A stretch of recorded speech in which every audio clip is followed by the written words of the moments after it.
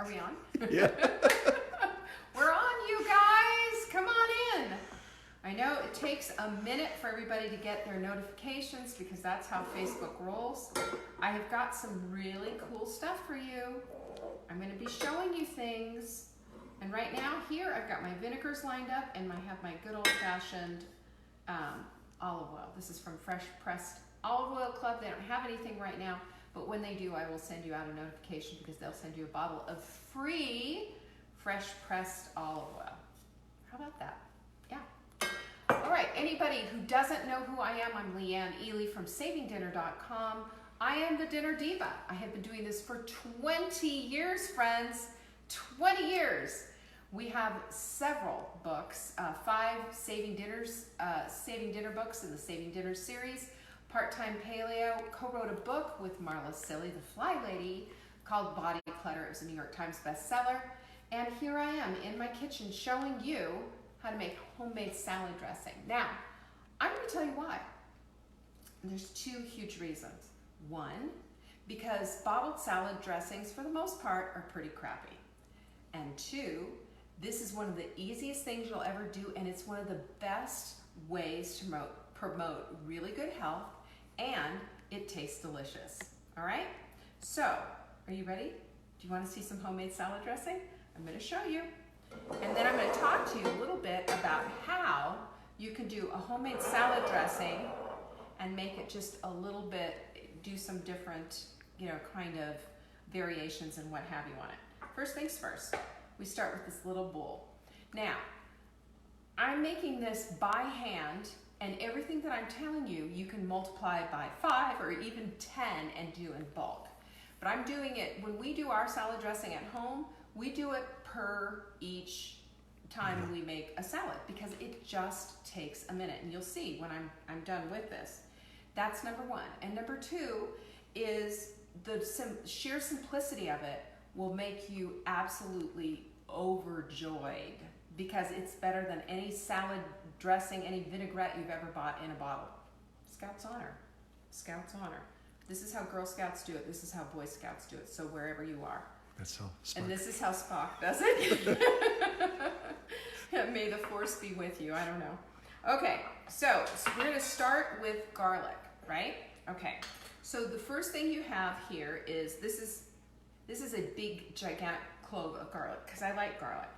And remember, when you take fresh garlic and you can also move the thing. You move. You're the photographer guy. That's say hi to Mark, everybody. So anyway, so I use a great big clove of garlic. I find the biggest clove of garlic that I can find, and that's the one I use because some of it ends up not using the whole thing because the skin ends up staying out and all of that. And here's the thing that you need to know about this too, that garlic has an active compound in it called allicin. Allicin, A-L-L-I-C-I-N. Allicin is antimicrobial, antibacterial, antiviral. It kills things. It kills all the cooties. And so we want to make sure that we are preserving that. And believe it or not, when you crush it, and I'm using a garlic rocker to do this. See how that worked? See that? All the little garlic goodies right there. They look like little worms, and on the back is the skin. And this is what Marla gave me this, and I absolutely love it. It's one of my favorite tools. And you put the garlic in first, okay? And then you go with a little bit of Dijon mustard. And I'm gonna say that this is about, I use my teeny tiny whisk, and I wish I could tell you where you find these teeny tiny whisks because we have daughters who covet our little tiny whisk. That's probably about a quarter teaspoon of Dijon mustard. Is all it is. And I use the whisk in the bottom here. Now, I can use honey at this point, or I can skip honey. When Marla's here, we always skip the honey. She's allergic, so that's what we do. And now I have here a variety of different vinegars that I can use, okay? I'm going to show you what they are. It's a red wine vinegar. You can use a rice vinegar. You can use a white wine vinegar. You can use a champagne vinegar, a sherry vinegar. Name that vinegar, you can use it. The only vinegar that I would say don't use is white vinegar that has a higher acid count, and it's really shouldn't be used that much really for food. White vinegar is really harsh, okay? So let's skip that one. Apple cider vinegar is wonderful. Apple cider vinegar is a prebiotic, especially if it's got the mother in it like this one does. And always make sure that when you're using apple cider vinegar, you are using organic and unfiltered, and it has the mother. This stuff is amazing, and again, like I said, it's a prebiotic. If you have digestive issues, have a tablespoon of apple cider vinegar with about 10 ounces of water before you eat, and you might see that your acid reflux and stuff goes away. The other one is a balsamic. Now, I love this balsamic. This one comes from, this is a Modena balsamic vinegar. It comes from Italy, and it's slightly sweet. It's barrel aged, and there's a whole thing to doing really, really nice vinegars. Some of them can be extraordinarily expensive, just like wine. But this particular one came from Costco, and it's really a nice one. And you need 1 part, and I'm using just a teaspoon, kind of a tablespoon really, from my silverware drawer. 1 part vinegar to 3 parts olive oil.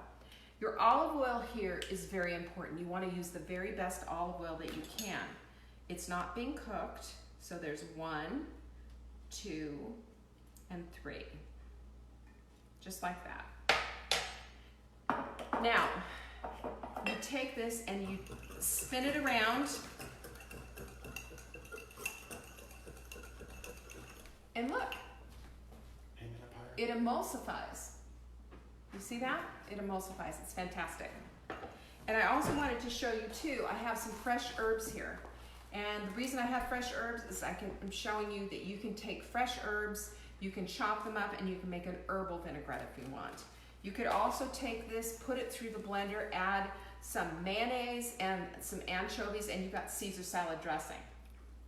You can add blue cheese to it, a little bit of heavy cream, and a little bit a little bit of sour cream even, or even mayonnaise, and put that through the blender. But this is a base. This is a base salad dressing, and it's wonderful.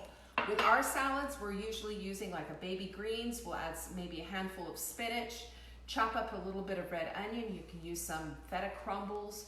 You can do all kinds of things. This is a time to get out your shredder and shred up some carrot, chop up some celery, add some cucumber, tomato, whatever it is that you want to add. But if you can get in the habit of doing a salad a day, that's really going to ramp up your nutrition. And believe me, with your little homemade vinaigrette, you're really going to really appreciate it. The other thing I'm going to tell you too is that it saves a fortune. Good salad dressing, like good salad dressing made with real olive oil, made with good quality vinegar, and just regular herbs and spices, those things cost a lot of money. And my suggestion is that you stay out of that money fast lane. Do it at home. Did you see how fast I did this? It was nothing flat. Nothing flat. Now, if you want more recipes like this, I'm going to have something every single day for you.